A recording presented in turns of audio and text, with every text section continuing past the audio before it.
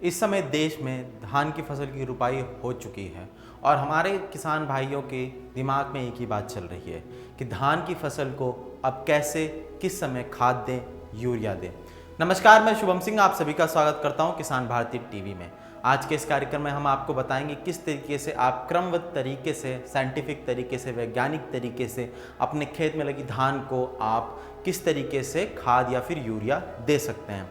पहले हम आपको बताना चाहेंगे कि जब आप अपने खेत में धान की फसल नर्सरी से निकाल के रोपते हैं तो उसको पूरी तरीके से 15 से 20 दिन लगते हैं नई जड़ पकड़ने में और कोपले फूटने में। इसके बाद आप अपने खेत में यूरिया या फिर खाद डाल सकते हैं। यूरिया आप 22 से लेकर 30 दिन के बीच में डाल सकते हैं, 35 से लेकर 40 केजी प्रति एकड़ के हिसाब से।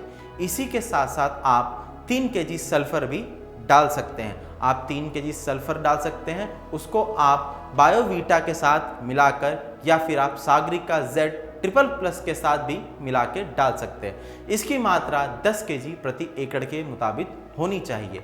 अगर आप ज़्यादा उपज और बेहतर लाभ के लिए अगर काम कर रहे हैं तो आपको सागरिका या फिर बायोवीटा को 10 केजी एक बार में नहीं डालना है। आप ऐसा कर सकते हैं कि आप 5 केजी 35 दिन से लेके 32 दिन के बीच में डाल सकते हैं। वहीं आप दूसरा 5 से 8 केजी दूसरी छिड़काव सागरिका और बायोवीटा की आप 40 से 45 दिन के बाद डाल सकते हैं। इससे खाद बनी रहेगी और पेड़ काफ़ी अच्छे तरीके से बढ़ेंगे और उनमें कई सारी कोपलें फूटेंगी। इसी के साथ साथ अगर हमारे कई किसान भाई ये पूछते हैं कि हमें पोटाश डालना चाहिए कि नहीं डालना चाहिए, अगर आपने NPK 12-32-16 रोपण के समय अपने खेत में डाल रखा है तो आपको पोटाश डालने की ज़रूरत नहीं है।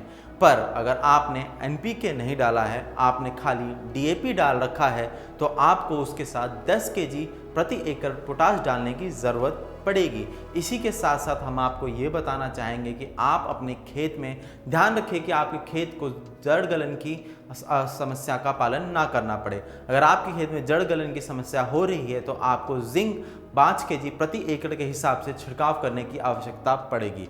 इसी के साथ साथ इस मौसम में कई सारे कीट पतंगे भी मौसम में बढ़ जाते हैं, क्योंकि ये मौसम कीट पतंगों के लिए सबसे बढ़िया माना जाता है, क्योंकि इस समय बारिश होती है, ज़्यादा गर्मी नहीं होती और वातावरण में नमी होती है। इसके कारण आपके खेत में कीट पतंगों का भी प्रभाव पड़ सकता है। इसी के मुताबिक आप इसका उपचार करें। अब सबसे पहले हम आपको ये बताएंगे कि आप बायो तरीके से यानी कि आप जैविक तरीके से इसका उपचार करें। जैविक तरीके के उपचार करने के लिए आपको उसमें नीम के तेल को छिड़काव करना है। नीम के तेल की खासियत यह है कि ये नए पैदा होने वाले बच्चों को बढ़ने नहीं देता, ये उनको बढ़ने की क्षमता को ख़त्म कर देता है। इसमें बायोकैरोटीन पाया जाता है जो खेतों में लगने वाले कीड़ों की ग्रोथ को बंद कर देता है। आप इसका छिड़काव 10 से 15 दिन में लगातार कर सकते हैं। अगर तभी भी आपके खेत में लगे हुए कीट पतंगों से निजात नहीं मिल रहा है तो आप अपने नज़दीकी कृषि केंद्र में जाकर वहां से दवाई ले सकते हैं या फिर साइंटिस्टों से सलाह ले सकते हैं। आज के कार्यक्रम में इतना ही। तब तक के लिए हमारे साथ बने रहिए। अपनी समस्याएं हमें लिख भेजिए।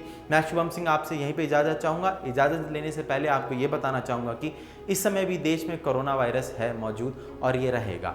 आपको ऐसे में लापरवाही नहीं करनी है। घर से निकलते समय मास्क ज़रूर लगाएं। अपना ख्याल रखें, अपनों का ख्याल रखें। तब तक के लिए धन्यवाद।